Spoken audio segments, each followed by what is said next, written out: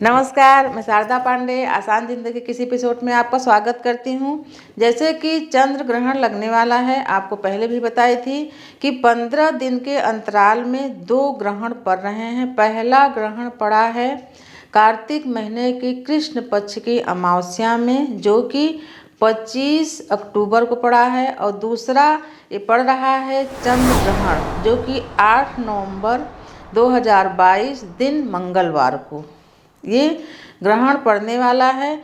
जो कि 15 दिन के अंतराल में जब 2 ग्रहण पड़ते हैं तो इसका काफ़ी अशुभ प्रभाव जीव यानी मनुष्यों के साथ साथ जीव जंतु और वनस्पतियों पर, फल फूल सभी चीज़ों पर, यानी धराधाम पर जो भी जीवंत चीज़ें हैं इन सभी पर पड़ता है। और ये सभी चीज़ें वनस्पति भी जीवंत में आती हैं, इन सभी पर बुरा प्रभाव पड़ेगा। और ये चंद्र ग्रहण यानी जो ग्रहण लग रहा है, ये चंद्र ग्रहण मेष राशि और भरणी नक्षत्र में पड़ रहा है।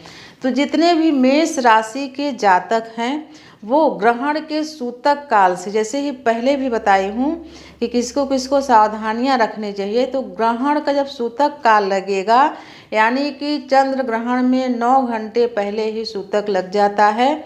तो 9 घंटे पहले से ही यानी कि 8 नवंबर को सुबह ही 9:21 से सूतक लग जाएगा। इसके पहले ही जितने भी मेष राशि के जातक हैं उनको चाहिए कि उसके पहले जो भी आपको खाना पीना हो आप खा पी लें, और कभी भी इस समय में यात्रा न करें और खा पी लें। ऐसा नहीं है कि आप जैसे कि बाकी समय में पूजा पाठ करेंगे तो आप खा पी नहीं सकते, आप बिल्कुल सात्विक आहार ले सकते हैं और पूरे दिन आप घर में ही रहें और मंत्रों का जाप करें। एक जगह बैठ के या धार्मिक कार्यक्रम देखें या कोई भी धर्म ग्रंथ भी पढ़ सकते हैं, या नहीं तो माला जाप जरूर कर सकते हैं। तो मैं आपको बता रही हूँ कि चंद्र ग्रहण के समय जितने मेष राशि वाले हैं उनको क्या सावधानियां रखनी है, और ये भी बताऊंगी कि जिनके कुंडलियों में चंद्र ग्रहण हो, यानी लग्न पत्रिका जो होती है, जन्म पत्रिका, अगर उसमें चंद्र ग्रहण हो, चंद्रमा के साथ किसी भी 12 खाने में किसी भी खाने में केतु हो या चंद्रमा के साथ राहु हो तो उसको ग्रहण दोष माना जाता है। तो ऐसी मान्यता है कि अगर ग्रहण लगने वाला हो, ग्रहण के दौरान या सूतक के दौरान नारियल ले लें और अपने ऊपर सिवार के चलते हुए नदियों में, आसपास नदी हो तो उसमें बहा दें। उससे जो ग्रहण का बुरा प्रभाव होता है वो दूर हो जाता है।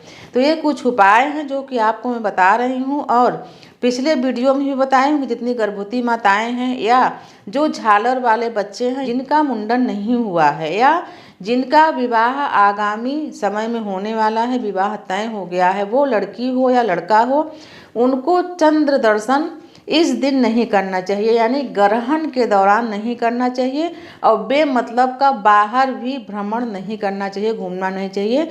वो घर के अंदर ही रहेंगे तो सुरक्षित रहेंगे, नहीं तो ऐसे में तमाम अनिष्ट शक्तियाँ उन पर प्रभावी होती हैं, उनको कई प्रकार से दुर्घटनाग्रस्त कर सकती हैं, दुर्घटना हो सकता है, कई प्रकार से मानसिक तनाव भी हो सकता है। इसीलिए घर में ही रहें और 9 बजे से पहले यानी 9:21 से जब सूतक शुरू होगा उसके पहले आप अच्छे से नहा धो लें और सात्विक आहार ले लें और अपने घर में ही रहें। हम आपको बता रहे हैं कि आपको इस समय जो चंद्र ग्रहण लगने वाला है 8 नवंबर को, तो क्या क्या सावधानियां रखनी हैं, और उन सभी को बताऊंगी। जो कार्तिक स्नान, अभी एक वीडियो भी दे चुकी हूँ कि जो कार्तिक स्नान कर रहे हैं वो इस दिन न तो तुलसी को छुएं और ना कोई विशेष पूजन करें। यानी तमाम कमेंट आते हैं कि हम व्रत भूल गए, वो भूल गए, तो आप लोग अपने ही धुन में रहोगे और सोचोगे चलो आज पूर्णिमा है तो हम सत्यनारायण का कथा सुन लें, व्रत कथा कर लें, तुलसी पूजन कर लें। तो आप लोग ध्यान दें कि इस दिन कोई भी देव पूजन नहीं होगा, न तुलसी पूजन होगा, न जल दिया जाएगा, न दीप दान किया जाएगा जब तक मोक्ष नहीं होता। तो चंद्रमा का जो ग्रहण आपको बताई हूँ, ग्रहण काल जो है तो वो स्पर्श काल यानी कि जो सूतक लगता है सुबह 9:21 से शुरू हो जाएगा। ग्रहण जब मोक्ष होगा उसी के साथ सूतक समाप्त हो जाता है, यानी 6:18 पर सूतक और ग्रहण दोनों समाप्त हो जाएगा। ग्रहण कब लग रहा है? ग्रहण लग रहा है शाम को 5:32 पर, और ग्रहण का मोक्ष कब होगा? 6:18 पर मोक्ष हो जाएगा। 45 मिनट का ये ग्रहण की अवधि रहेगी। ग्रहण जब चंद्रमा उदय जब होते हैं, यानी चंद्र उदय का समय भी 5:30 बजे है। 5:30 बजे पूर्णतः चंद्रमा सभी जगह दृश्य हो जाएंगे, यानी दिखने लगेंगे, और इसी समय ग्रहण भी शुरू हो जाएगा।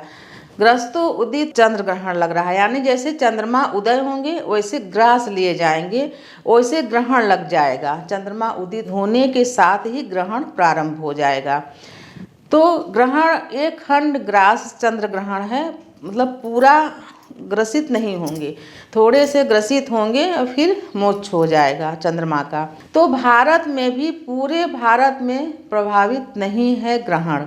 ग्रहण कहाँ कहाँ विशेष रूप से दिखेगा? पूर्वी भारत में ज़्यादा प्रभाव दिखेगा ग्रहण का। तो कहाँ कहाँ ग्रहण का विशेष प्रभाव रहेगा आपको बता रही हूँ। अपने देश में भी, विदेश में भी। तो Kolkata, Siliguri, Patna, Ranchi, Guwahati, Kathmandu, Tokyo, Manila, Sydney और शिकागो में इसका प्रभाव ज़्यादा दिखेगा। तो मैं आपको बता रही हूँ चंद्र ग्रहण के बारे में कि चंद्र ग्रहण में क्या करें क्या ना करें।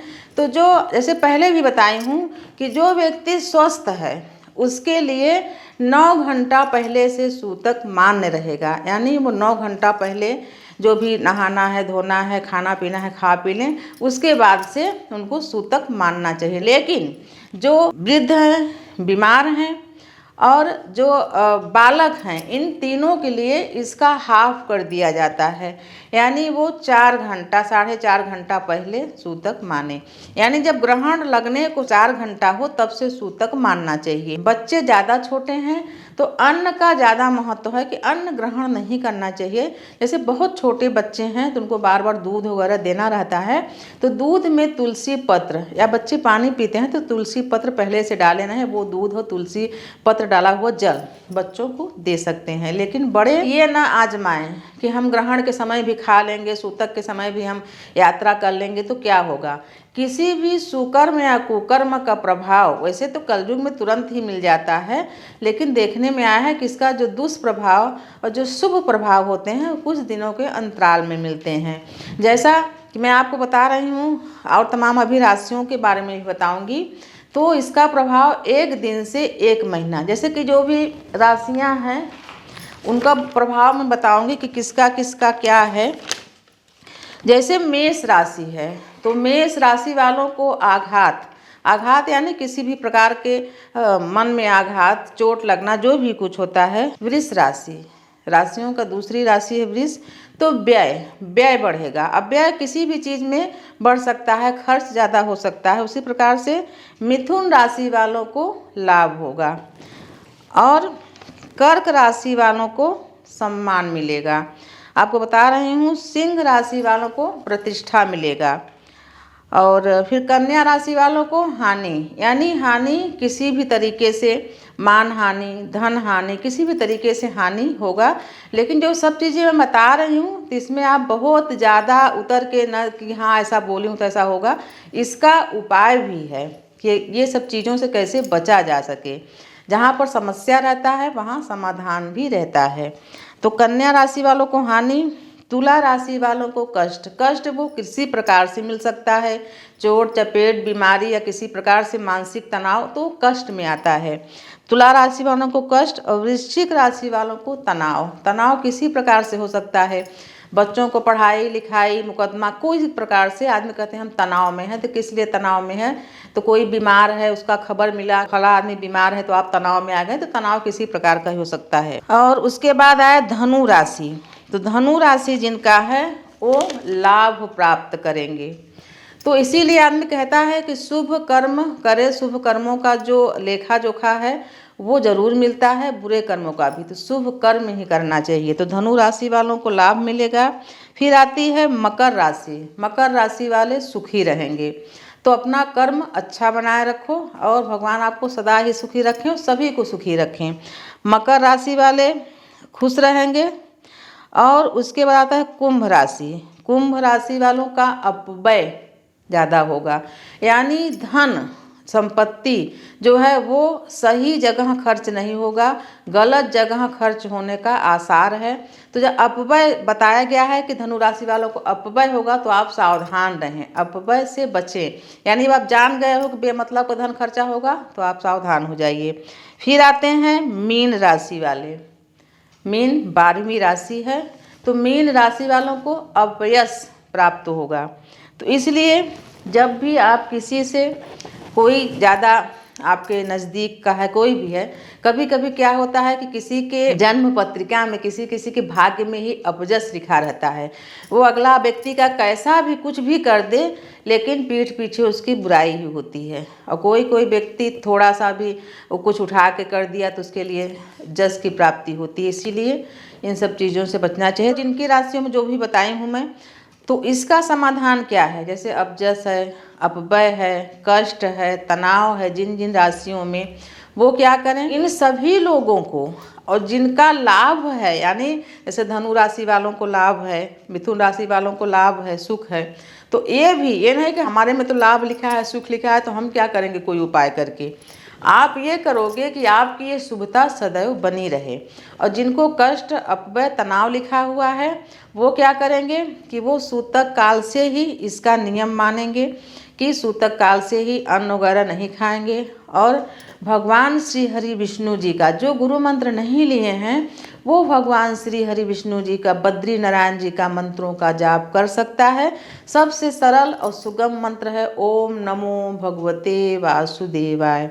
ऐसे भी आप जाप कर सकते हैं, कोई इसमें गिनती नहीं है कि आप कितना माला जपे या कितना जपे, जपते रहो बैठ के। एक आसन लगा लो और एक हो सके तो दीप जला लो, साक्षी बना लो या एक कलश रख लो। घर के मंदिर में नहीं करना है, कोई बाजोट हो, तखत हो या नीचे जमीन में चटाई लगा लो, पूर्व या उत्तर दिशा में मुंह कर लो। ओम नमो भगवते वासुदेवाय का जाप निरंतर करते रहो। आपके सभी कष्ट, आपके क्या, जो जानबूझ के भी अगर ऐसे कुछ कर्म करते हैं, उनके भी कष्ट भगवान वासुदेव दूर करते हैं। जानबूझ के तो कभी करना नहीं चाहिए, लेकिन जितने लोगों को कुंडलियों में, जैसे सबसे ज़्यादा मेष राशि वालों को सावधान रहना है। उनको कहा है कि उसी राशि पर, मेष राशि पर भरणी नक्षत्र पर ही ग्रहण लग रहा है, दिन भी मंगलवार है, इसलिए मेष राशि वाले सचेत हो जाएं। सुबह 9:21 से पहले स्नान वगैरह करके और आप जो भी खाना हो खा लें, फिर मंत्रों का जाप करें। ये जरूरी नहीं कि आप दिन भर बैठ के जाप ही करें, और धार्मिक आप कार्यक्रम भी देख सकते हैं, लेकिन घर में ही रहें, नहीं तो ऐसे में बाहर जाने में दुर्घटना होने की संभावना बनी रहती है। तो मैं आपको बता रही हूँ कि आप ग्रहण में इस बार क्या करें और क्या न करें, कैसे सावधानी रखें, जबकि आप देख ही रहे हो कि देशों विदेशों में तमाम ऐसी घटनाएं घटित हो रही हैं जो कि अचंभित कर देने वाले हैं। अपने भारतवर्ष में जो भी दान पुण्य धर्म कर्म सभी लोग करते हैं, गंगा स्नान करते हैं, और सबसे बड़ा बात यह है कि जो अपने देश के कर्ता धर्ता होते हैं, अगर वही धार्मिक रहते हैं तो जन कल्याण के लिए भी तमाम, पहले के राजाओं क्या करते थे, राजा लोग के जन कल्याण के लिए हवन दान ये सब कराते थे। तो अगर राजा ही अगर सभी चीज़ों को अच्छे से कर रहे हैं तब भी अपने देश पर प्रभाव बुरा कम पड़ेगा, लेकिन अगर जन साधारण भी धर्म कर्म करे तो देश पर विपत्ति आने से बच सकती है।